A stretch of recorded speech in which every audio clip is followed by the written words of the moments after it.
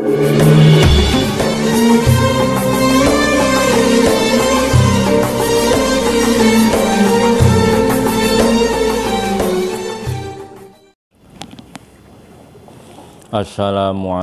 warahmatullahi wabarakatuh. Alhamdulillahil qail inna anzalnahu fi lailatul qadr wa ma adraka ma lailatul qadr lailatul qadri khairum min alfi syahr tanazzalul malaikatu warruhu fiha bi'idzni rabbihim min kulli amr salamun ya hatta matla'il fajr. Wassalatu wassalamu ala rasulillah alladhi ursila rahmatan lil alamin wa ala alihi wa ashabihi wa man tabi'ahum bi ihsanin ila yaumiddin. Rabbi shrah li sadri wa yassir li amri wahlul 'uqdatam min lisani yafqahu qawli, amma ba'du. Para pendengar dan para kaum muslimin rahimakumullah, dalam kesempatan yang baik ini saya akan menyampaikan berkaitan dengan Lailatul Qadar. Berkaitan dengan Lailatul Qadar ini telah diabadikan oleh Allah Subhanahu wa taala dalam surat Al-Qadr. Sebab turunnya surat Al-Qadr ini adalah diawali di mana suatu saat Rasulullah SAW mendengar sebuah cerita bahwa ada seorang Bani Israel yang berjihad melakukan perang setiap hari, membawa pedang, melakukan jihad perang melawan orang kafir, dan dilakukan selama 1000 bulan. Di saat Rasulullah mendengar cerita itu, Rasulullah berharap andaikan itu bisa dilakukan umatnya. Tapi Rasulullah menyadari bahwa umatnya itu dari segi umur pendek, dari segi amal itu juga tidak banyak, hanya sedikit amal dari umat Rasulullah, karena dari segi fisik itu lemah dibanding dengan umat-umat yang terdahulu. Sehingga walaupun Rasulullah itu menyadari kondisi umatnya, tapi Rasulullah berharap memohon kepada Allah Subhanahu wa taala agar diberi kesempatan, diberi suatu amal yang pahalanya bisa menyamai seperti yang dilakukan oleh orang-orang terdahulu. Kemudian Allah menurunkan yang namanya Lailatul Qadr, menurunkan surat Al-Qadr yang sudah saya baca di awal muqaddimah tadi. Inna anzalnahu fi Lailatul Qadr. Ini Lailatul Qadr ini berbeda pendapat kapan turunnya. Ada yang mengatakan Lailatul Qadar ini diturunkan bergantian dalam setahun. Artinya tidak melulu di satu bulan atau di bulan tertentu, tapi bisa terjadi di sepanjang tahun. Ini satu pendapat. Yang kedua, bahwa Lailatul Qadar itu diturunkan di bulan Ramadan. Kemudian ada yang berpendapat di bulan Ramadan di 10 akhir. Di 10 akhir ada yang mengatakan di hari-hari ganjil.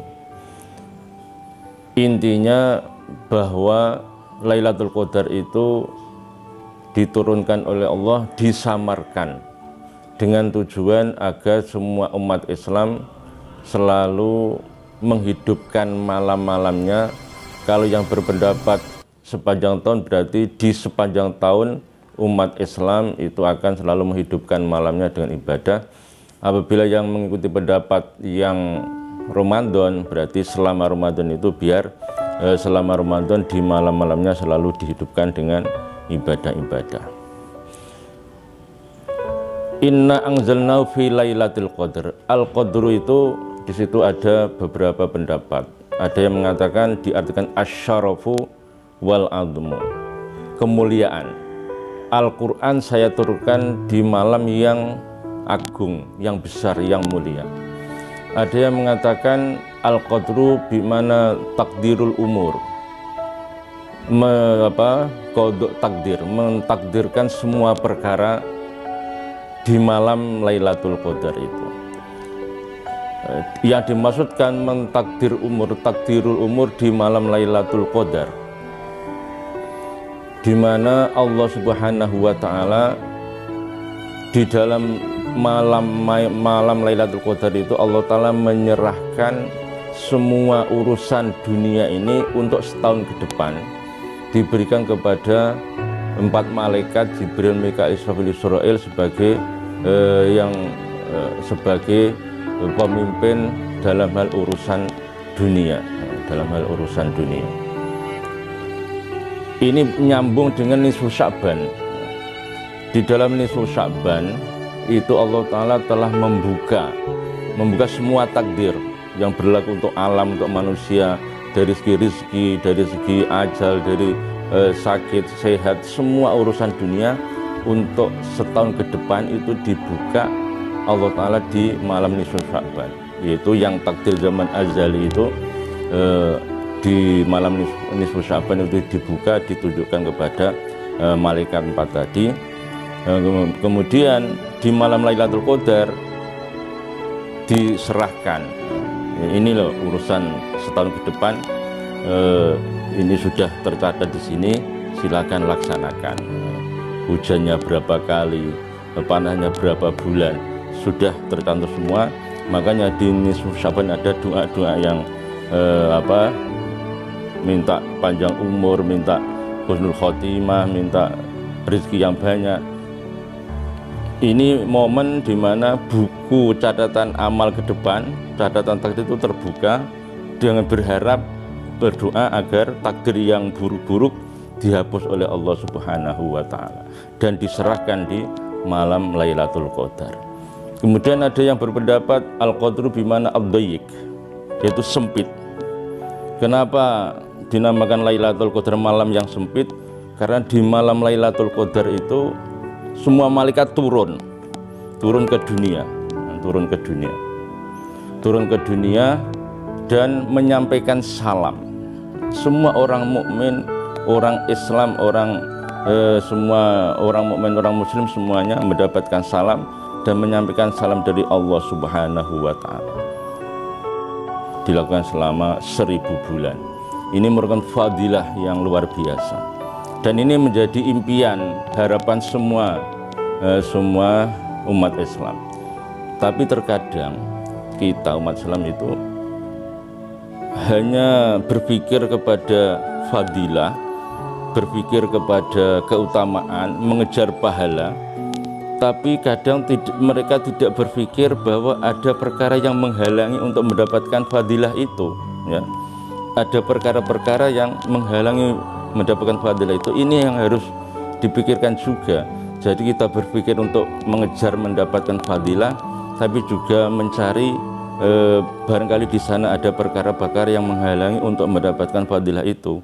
Di sini diterangkan bahwa ada 4 kelompok, ya, ada 4 kelompok, 4 golongan yang tidak bisa mendapatkan fadilah dari Lailatul Qadar. 1, mudaminul khamri, orang yang selalu minum arak, ya, minuman keras.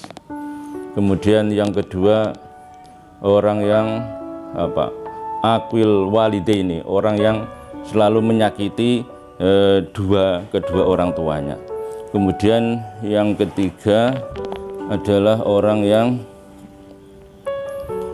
qati'ur rahmi, orang yang memutus hubungan keluarga. Nah, kemudian yang keempat adalah wal musyahinu, yaitu orang yang neng-nengan itu apa? Jutaan, ya, neng-nengan, tidak komunikasi, tidak berbicara dengan sesama muslim lebih dari 3 hari. Ya, ini beberapa hal yang berkaitan dengan Lailatul Qadar. Mudah-mudahan kita bisa mendapatkan kesempatan itu. Karena memang disamarkan, maka kita harus selalu menghidupkan malam-malam, utamanya di malam Ramadan, malam-malam akhir, malam-malam ganjil, sehingga ketika kita bisa menghidupkan di semua malam Ramadan, maka dipastikan kita bisa mendapatkan Lailatul Qadar. Tapi dengan catatan tadi ada 4 perkara yang bisa menghalangi untuk mendapatkan Lailatul Qadar. Ini yang bisa kami sampaikan. Kurang lebihnya mohon maaf. Wassalamualaikum warahmatullahi wabarakatuh.